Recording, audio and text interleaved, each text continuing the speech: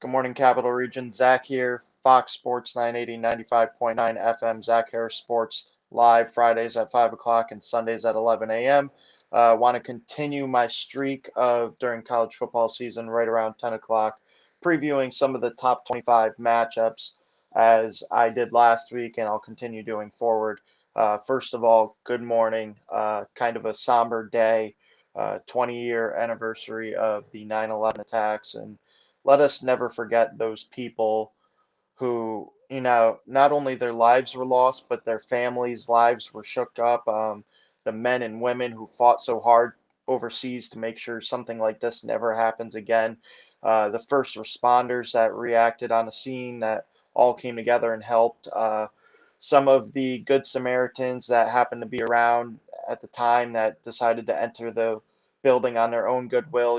Just God bless everybody out there. And, you know, such a somber time. It's all affected us at one way or another. I'm sure, 100% of this country has been affected by these attacks 20 years ago. And it's just a time to remember how united we became because I remember thinking 9/12, 2001 until, roughly, a month or two later, it was probably the most proud I've ever been of being a citizen of this country. And that's saying a lot because America likes to be the best country of them all. And, 9/12/2001 was probably one of my favorite memories of all time because everybody just picked up where they left off, whether their life was shook from this tragic accident or not.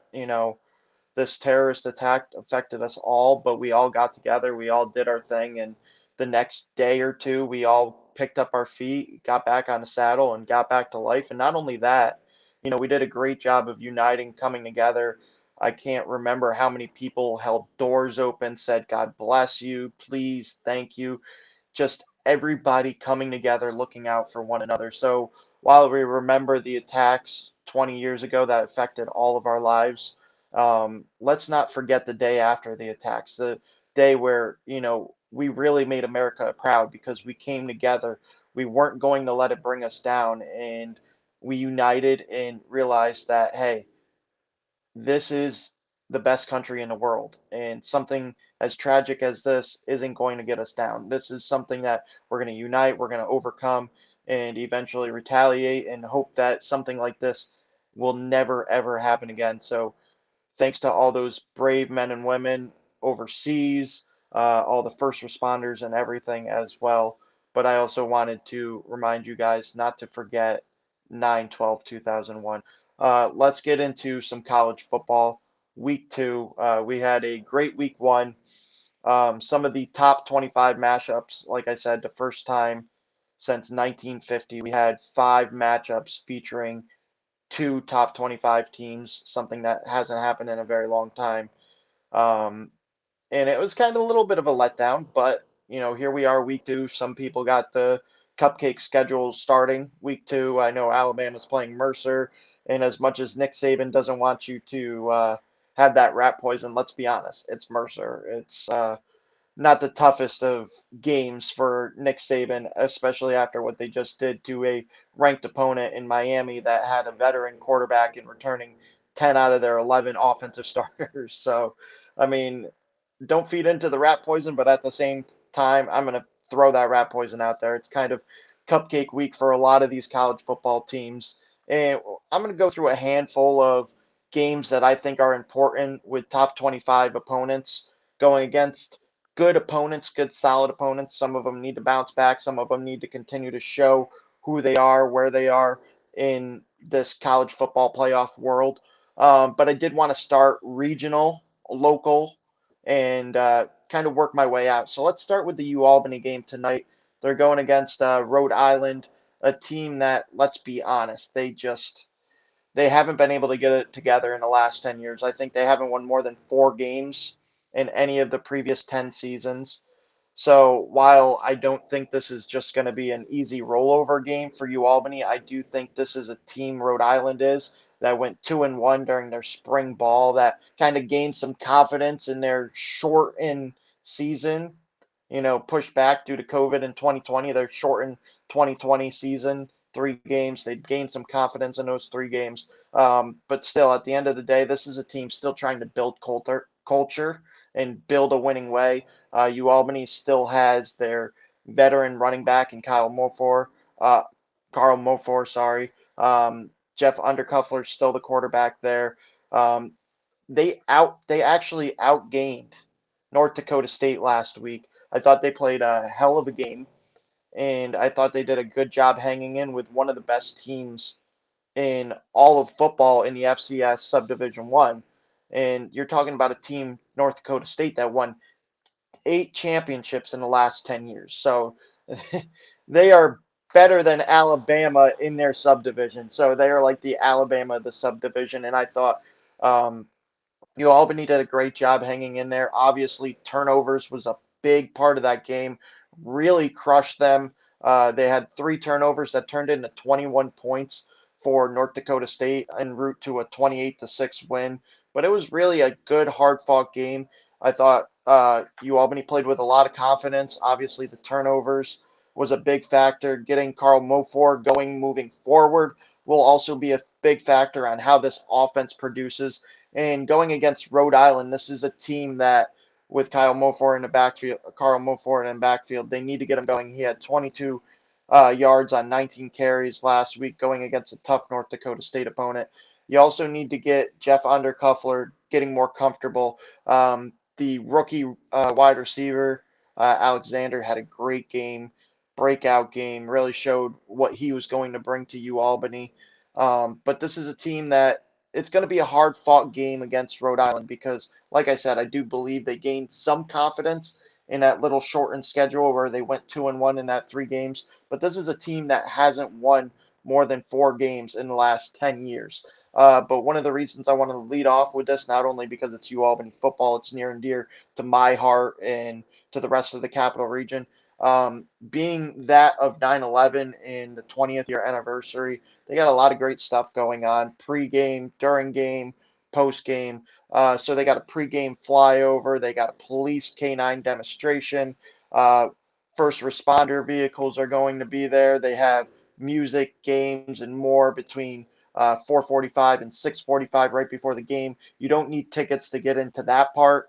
You can go there. It's free to friends and family. They have a halftime fireworks show. So they're really showing their support on this, the anniversary of the 9/11 attacks. So shout out to UAlbany for putting such a great event together, not just a football game, but showing that life is more than just football, as well as to the product that they put on the field. But ultimately, for this UAlbany team to get back on track, for a team that back in 2019 hosted their first ever playoff game, won their first ever playoff game. They need to bounce back, and it starts with the backfield and it starts with the quarterback. Those are 2 things. You need to get the running game going. You can't have 22 yards on 19 carries. They went against a tough North Dakota defense that, obviously only gave up 6 points. Yeah, they gave up the yards in the first half to UAlbany, but they created the turnovers that led to 21 points for North Dakota State. UAlbany can't have that. They can't lose the turnover battle. They need to get the run game going, and they need to work Jeff Undercuffler off of the run game. And that's really where it starts. And they could easily get back on track against Rhode Island, a team that actually in the offseason was actually predicted to finish ahead of UAlbany in the CAA. And I just don't agree with that because when you have your set running back, when you know who your running back is, and you have a quarterback that knows that can play, I think that automatically puts you in a better situation to win, especially in college football where it's so crucial and critical to have good quarterback play. But the pregame starts there at 4:45. They have the music, the games, everything going on between 4:45, 6:45. They got a pregame flyover, police K9 demonstration, first responders vehicles will be there on hand, halftime fireworks, really going to put a great show off the field and on the field as well. Then I want to get into Syracuse and Rutgers. This isn't the Rutgers of the last couple of years. This is a Rutgers team that's continuing to rebuild. Uh, but this is going to be a game where it's going to be decided on the ground. Both these teams have very strong run games. Their quarterback, their quarterbacks aren't as reliable as you would like them to be at the college game. We just talked about how important Jeff Undercuffler's success is for Albany's success. Same thing goes with Syracuse and Rutgers. They don't know what they're going to get out of their quarterbacks, and that's a big issue when it comes to college football play. But ultimately, this game's going to be decided on the ground, who can get the run game going. I do think Syracuse has a little bit of weakness on the defensive side of the ball. Their defensive backs gave up a lot of catches last week, gave up a lot of big yards through the air when, the game was close enough, close enough. And it's something moving forward that they need to control the clock with the run game and they need to get more out of their quarterback. I think ultimately we see the transfer from Mississippi State, Schrader. We're going to continue to see him more and more throughout the coming weeks. I think so for Syracuse because he's still learning the playbook, but let's be honest, he's the more talented of the two quarterbacks moving forward. Now let's get into our first and only really ranked matchup for week 1 on the college football season. Number 12, Oregon going against number 3, Ohio State. Now this doesn't just have college football playoff implications as it does for Ohio State and Oregon trying to move back up into that top 4, top 6. Right now they're ranked 12th. This is a team that defensively, they have a star player, a number 1 draft pick on the defensive side of the ball, not just first round, a potential number 1 draft pick. We don't know what his injury status is as of 10:14 in the morning, 10:15 in the morning, but that's going to go a long way in stopping CJ Stroud and the rest of this Ohio State offense. That game's 12 o'clock on Fox. I'm kind of shocked by the early start for that game, but that's going to be a great game because Oregon's going to try to prove that they're back and moving forward. They're fighting for a College 6 bowl game. Ohio State continues to just rebuild and continues to add 5-star recruits year after year after year. Ryan Day doing an excellent job over there. You really saw what you got out of Justin Fields there. Same thing with CJ Stroud. They know he's an ultra talented guy, but not only an ultra talented guy, they did their best to get him comfortable in the first half of last game. That's why it was so close against Minnesota because they were really just trying to get his feet wet. I think he was 0 of 3 on passes that went beyond 10 yards in the first half. Most of the passes, 8 of 14, were really right around the line of scrimmage, within the first 5 yards of the line of scrimmage. He went 8 of 14 for 58 yards in the first half. The second half, after he got his feet wet, after he got into the game and was able to dissect the defense of Minnesota, really came out strong. I think he was 3 of 6 on passes that went 10 yards or more in the second half, as opposed to being 0 and 3 in the first half. Ended up going 3 of 6 in the second half on passes 10 yards or more, 155 yards, and I think 2 scores. So, CJ definitely adjusted, played better, played to his strengths of Ohio State. The sky is the limit for CJ Stroud. I think he needs to play within the system. He's got Chris Olave there. He's got a lot of talent on that side of the ball. He's got Master Teague at the running back position that's working his way back into the rotation. Mayan Williams at the running back position. Chris Olave, who's projected to be a first-round wide receiver. Garrett Wilson as well. And then Travion Henderson, who I think is an up-and-coming running back slash wide receiver as well. You can use him in the run game. You can use him in the pass game. But CJ Stroud absolutely needs to use the talent around him and realize that he doesn't have to do it all. You can just put the ball in your playmakers' hands and let them go make plays as you continue to get more adjusted to the college football game and as you continue to have the game slow down and come to you. So that's one of the games I wanted to talk about. Oregon, you don't really know what you're going to get from the quarterback, but this is a team that needs to really protect the football on the offensive side of the ball. They need to not only keep Ohio State's offense off the field because this is a team that can score and hurry. They also need to end drives and points, whether that's 3 points, whether that's 7 points. They need to not end their drives in punts. They can't go 3 and out, 6 and out, 7 and out, whatever the case may be. They need those long, sustainable drives Oregon does against an Ohio State team that really seem to find themselves and get more comfortable in the second half against Minnesota last week. This is a team, Ohio State, that has championship aspirations. They're working in CJ Stroud, a young, talented, but mistake prone type of quarterback when you're that young, when you're adjusting to the game, how quickly windows close at the college football level, let alone an NFL level. So as he adjusts to that, there's going to be some ups, there's going to be some downs, but ultimately, Ohio State needs to remain calm on the offensive side of the ball, put the ball in the playmakers' hands, and not let Oregon control the tempo of the game because that's what they're going to try to do. Get the offense of Oregon off the field, get the ball in your playmakers' hands on the offensive side of the ball, and push forward. They gave up a lot of yards and a lot of points to Minnesota. Let's see if this defense is going to be a question mark continually this year or if they can bounce back after giving up a lot to Minnesota last week. Another game I want to talk about, really a culture building game. Number 10, Iowa, number 9, Iowa State. I think only a handful of times both these teams have finished with a 500 above record. This is the first time that they're facing each other in their previous 67 meetings that they're actually ranked. This is the first time they're facing each other as ranked opponents. Iowa versus Iowa State. You know what you're going to get with Iowa. They're a run heavy team, they're a defensive heavy team. Quarterback play a little more inconsistent this year than it has been in years past. So I think that affects them going forward.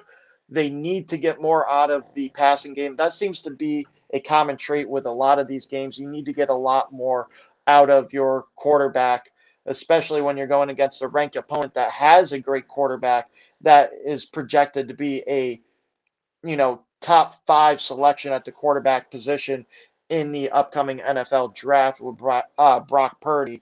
But, the run game, the pass game for Iowa State, they got off to a little bit of a slow start. Brock Purdy, not the greatest of games, 21 to 26, 199 yards, took a sack, no touchdowns, no interceptions. Breece Hall, one of their elite running backs, only 23 carries for 69 yards. 3 point yards per carry average. They need better out of both of those guys because this is a team under Matt Campbell that really has rised greatly and built a winning culture, and ultimately that led them to being ranked number 9. We know what Iowa is. They're that consistent, run heavy, defensive heavy team that year in and year out, they're going to be consistently a decent, solid team like a Wisconsin. That's what you're going to get with Iowa. Iowa State, as of recently, with Matt Campbell as their head coach, who had some NFL consideration as a head coach, has done a great job rebuilding the culture, rebuilding this organization into a winning organization, something that they weren't often used to. Like I said, Iowa, you know what you're going to get. They're going to win a lot of games. They're going to win more games than they lose every single season. That wasn't always the case with Iowa State. Moving forward under Matt Campbell, that has been the case as of recent. And this is going to go a big way in really changing the culture and changing the way that Matt Campbell can ultimately recruit at Iowa State. The Cyclones looking to bounce back and really show, hey, they're not here for a good time. They're here for a long time. And that's what something Matt Campbell has tried to instill in this college organization of Iowa State. So I think that's going to be a great, really grind out game. But ultimately, it's going to come down to Brock Purdy. Brock Purdy, let's see if you are worthy of all the hype that we've given you, being a potential top 5 quarterback selection in the upcoming NFL draft. You were supposed to make that giant leap. You got off to a slow start last week. I want to see more. You are a veteran guy. You know how the game is played. You've been in the system. Let's see more from Brock Purdy. And then they got to get Hall, the running back. They got to get him going as well. Another game that I'm looking out for is a ACC matchup between South Carolina State and Clemson. Number 6 Clemson obviously lost a heartbreaking, grind out defensive mentality game 10-3 against Georgia, and that was a struggle for both teams offensively. JT Daniels couldn't get going for Georgia, and DJ Uyangale couldn't get going for Clemson. First year starter, second year player for Clemson. I know a lot of people hyped him up. I hyped him up, and he, I wouldn't say he made me look bad. That offensive line made me look bad because DJ Uyangale did not have a lot of time to go through his progressions. He looked a little shook. He had happy feet, as we like to call it, inside the pocket, looking to get rid of the ball quickly, often taking sacks because he couldn't get rid of the ball quick enough, because whether it be the inability to block up front or just nobody getting over open, a lot of coverage sacks. This was just a hard fought game, and I really look for DJ Uyangale. That's a tough name to say, Uyangale. For those of you wondering how to say Uyangale, looking to bounce back, and he needs to bounce back in a big way because being in the ACC, being the cream of the crop of the ACC, I know a couple of teams snuck in there. I think Virginia Tech snuck into the top 25. Miami's hanging on by a thread in the top 25. North Carolina's hanging by a thread on the top 25. That's going to go a long way in helping Clemson bounce back and eventually try to push into the college football playoffs, but they need to start now. They need to start in a big way. They can't just beat ACC opponents. They need to beat them handily because this is a weaker schedule compared to some of the other elite teams. I know I just talked about Alabama playing Mercer, but they also play a tough SEC schedule because, like we know, SEC is the toughest conference outside of, maybe the Big Ten. The Those are the two toughest conferences. ACC, one of the weaker ones. So I feel sliding in a couple of teams into that top 25 is only going to help the ACC and going to help Clemson en route to trying to get back into the college football playoffs. Clemson and Alabama being the only two teams with the most college football playoff appearances since the CFP started. This is going to go a long way. You need ranked opponents. You need to beat your opponents on your schedule handily, be dominant, see the DJ Uyangale that we've come to expect, that, played in place of Trevor Lawrence last year. We saw flashes, saw how good he can be. Clemson fan base so used to all the great talent that they've had under Dabo Swinney that they don't want to wait to see what DJ Uyangale can be. They want it now, and that's a lot of pressure. Let's see if Uyangale can live up to that pressure. Think going against a South Carolina State is going to go a long way in helping Clemson en route to getting back on track, because you take a look around at the power rankings, they still have a roughly 48% chance of making the Final Four, the college football Final Four. So roughly a 48% chance. Oddly enough, the power rankings have them slightly above Georgia, who beat them 10-3. Another game that I'm on the lookout for is number 15 Texas against Arkansas. Arkansas, may not be one of the better opponents in the SEC, but they're still a tough SEC out. And I think this is going to go a long way in really figuring out who Texas can be under first Texas year head coach Steve Sarkisian. Texas hasn't started 2-0 under a brand new head coach in any of their previous years since 1977. Steve Sarkisian looking to do that, starting 2-0. Holden at the quarterback position looked great, really got his feet wet. A pretty good opponent last week, pretty good defensive opponent. Made a lot of decisive decisions, was quick, accurate, didn't avoided turnovers. I think Holden's going to go a long way in where this Texas team is going to go. Got his first start last week, getting his feet under his getting some experience under his belt. That's going to go a long way. But Steve Sarkisian, who is fresh off the coaching rehab of Nick Saban at Alabama, going to rebuild this program. Maybe not a national championship program, but back to reinserting himself as a consistent contender and being a consistent top 10 team. And I think they have a great chance because I really like the quarterback there. I thought he played very well last week. And then that goes into our last game, Stanford versus number 14 USC. And the reason that I got my eyes on this game, normally we don't pay attention to Pac-12 games. We're probably not going to watch this one. 10:30 at night on Fox. tough to keep track of these Pac-12 teams. But Keaton Slovis is a guy that had some ups and downs as a true freshman. Outstanding.